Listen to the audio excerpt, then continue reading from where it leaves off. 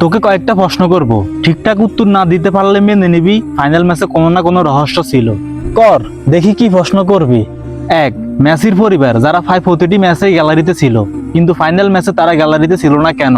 তারা হয়তো অসুস্থ ছিল। দুই, আর্জেন্টিনার প্রেসিডেন্ট খেলা দেখতে যাওয়ার কথা থাকলেও সে কেন খেলা দেখতে গেল না?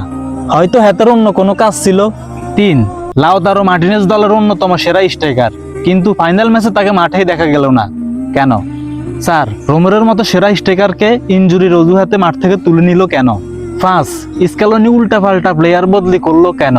ছয়, পুরো 90 মিনিটে আর্জেন্টিনার একটাও অন টার্গেট শট ছিল না।